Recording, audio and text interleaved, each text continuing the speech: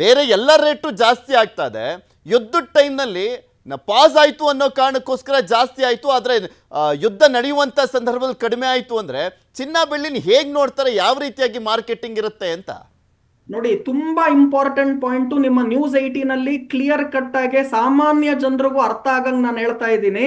ಯಾವಾಗ್ಲೂ ಕೂಡ ಯುದ್ಧ ನಡೆದಾಗ ಚಿನ್ನ ಬೆಳ್ಳಿಯನ್ನ ನಾವು ಸೇಫ್ ಅಸೆಟ್ ಅಂತ ಕರಿತೀವಿ. ಯುದ್ಧ ನಡೆದಾಗ ಚಿನ್ನ ಬೆಳ್ಳಿ ರೇಟ್ಗಳು ಏರಿಕೆ ಆಗಬೇಕು, ಷೇರುಪೇಟೆ ಇಳಿಕೆ ಆಗಬೇಕು. ಆದ್ರೆ ಕಳೆದ 43 ವರ್ಷದಲ್ಲಿ ಪ್ರಪ್ರಥಮ ಬಾರಿಗೆ ಯುದ್ಧ ನಡೀತಾ ಇರುವಾಗ ಷೇರುಪೇಟೆ ಕೆಳಗಡೆ ಬೀಳ್ತಾ ಇದೆ, ಆದ್ರೆ ಚಿನ್ನ ಬೆಳ್ಳಿ ರೇಟ್ಗಳು ಕೂಡ ಬೀಳ್ತಾ ಇದೆ. ಯಾಕೆ ಅಂದ್ರೆ ನಂಬರ್ 1 ರೀಸನ್ ಯಾಕೆ ಅಂದ್ರೆ ಡಾಲರ್ ಬೆಲೆಗಳು ಬರೀ ರೂಪಾಯಿನ ಮೌಲ್ಯದ ಎದುರು ಅಲ್ಲ, ಇಡೀ ವಿಶ್ವದ ಎಲ್ಲಾ ಕರೆನ್ಸಿ ಎದುರು ಡಾಲರ್ ಇಂಡೆಕ್ಸ್ ಏರಿಕೆಯನ್ನ ಕಾಣ್ತಾ ಇದೆ.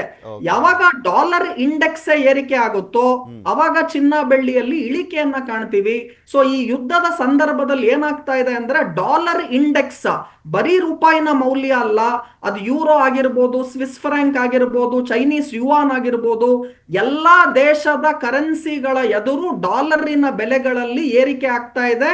ಬೇರೆ ಕರೆನ್ಸಿಗಳೆಲ್ಲ ಇಳಿಕೆಯನ್ನ ಕಾಣ್ತಾ ಇದೆ. ರೂಪಾಯಿನ ಮೌಲ್ಯವೂ ಇಳಿಕೆ ಕಾಣ್ತಾ ಇದೆ, ಆದರೆ ವಿಶ್ವದಲ್ಲಿ ಎಲ್ಲಾ ಕರೆನ್ಸಿಗಳ ಎದುರು ಡಾಲರ್ ಚೇತರಿಕೆ ಆಗ್ತಾ ಇದೆ, ಬೇರೆ ಕರೆನ್ಸಿಗಳು ಇಳಿಕೆ ಆಗ್ತಾ ಇದೆ. ಡಾಲರ್ ಇಂಡೆಕ್ಸ್ ಜಾಸ್ತಿ ಆಗ್ತಿರೋದ್ರಿಂದ ಯಾವಾಗ ಡಾಲರ್ ಇಂಡೆಕ್ಸ್ ಜಾಸ್ತಿ ಆಗುತ್ತೋ ಚಿನ್ನ ಬೆಳ್ಳಿ ಅಂತಾರಾಷ್ಟ್ರೀಯ ಮಾರುಕಟ್ಟೆಯಲ್ಲಿ ಇಳಿಕೆಯನ್ನ ಕಾಣುತ್ತೆ. ಅದನ್ನ ನಾವಿವಾಗ ನೋಡ್ತಾ ಇದ್ದೀವಿ. ಸೊ ಒಂದ್ ಕಡೆ ಡಾಲರಿನ ಮೌಲ್ಯ ಬರೀ ರೂಪಾಯಿ ಅಲ್ಲ, ಎಲ್ಲಾ ಕರೆನ್ಸಿ ಎದುರು ಡಾಲರಿನ ಮೌಲ್ಯ ಏರಿಕೆ ಆಗ್ತಾ ಇದೆ. ಎರಡನೇ ಮುಖ್ಯ ಕಾರಣ, ತುಂಬಾ ಇಂಪಾರ್ಟೆಂಟ್ ರೀಸನ್ ಏನು ಅಂತ ನೀವು ನೋಡೋದಾದ್ರೆ, ಅಮೆರಿಕ ದೇಶದಲ್ಲಿ ಬಡ್ಡಿ ದರಗಳು ಎಸ್ಪೆಷಲಿ 10 ಇಯರ್ ಬಾಂಡ್ಸ್ ಗಳನ್ನ ತಾವು ನೋಡೋದಾದ್ರೆ ಬಡ್ಡಿ ದರಗಳು ಏರಿಕೆ ಆಗ್ತಾ ಇದೆ. ಯಾವಾಗ ಬಡ್ಡಿ ದರ ಏರಿಕೆ ಆಗುತ್ತೋ ಚಿನ್ನ ಬೆಳ್ಳಿ ದರಗಳಲ್ಲಿ ಇಳಿಕೆಯನ್ನ ಕಾಣ್ತೀವಿ. ಯಾಕೆ ಅಂದ್ರೆ ಜನ ಏನ್ ಮಾಡ್ತಾರೆ, ಸುಮ್ಮನೆ ದುಡ್ಡನ್ನ ನಾನು ಚಿನ್ನ ಬೆಳ್ಳಿಯಲ್ಲಿ ಇಟ್ಕೊಂಡ್ರೆ ನನಗೇನು ಸಿಗಲ್ಲ, ಅದರಿಂದ ಬಡ್ಡಿ ಏನು ಬರಲ್ಲ, ಇದಕ್ಕೆ ನಾವು ನಾನ್ ಈಲ್ಡಿಂಗ್ ಅಸೆಟ್ ಅಂತೀವಿ. ಏನಿದು non yielding asset? Gold and silver ಅಂದ್ರೆ ನೀವು ಅಟ್ಲೀಸ್ಟ್ ಬ್ಯಾಂಕ್ ಅಲ್ಲಿ ದುಡ್ಡು ಹಾಕಿದ್ರೆ ನಿಮಗ್ ಬಡ್ಡಿ ಬರುತ್ತೆ. ನೀವು ಚಿನ್ನ ಬೆಳ್ಳಿಯನ್ನು ಇಟ್ಕೊಂತು ಅಂದ್ರೆ ಮನೆಯಲ್ಲಿ ಅದರಿಂದ ನನಗೇನು ಇಂಟ್ರೆಸ್ಟ್ ಅಥವಾ ಬಡ್ಡಿ ಬರೋದಿಲ್ಲ. ಅಮೆರಿಕ ದೇಶದಲ್ಲಿ ಬಡ್ಡಿ ದರಗಳ ಏರಿಕೆ ಆಗ್ತಾ ಇದೆ ಈ ಯುದ್ಧ ನಡೀತಿರೋದ್ರಿಂದ.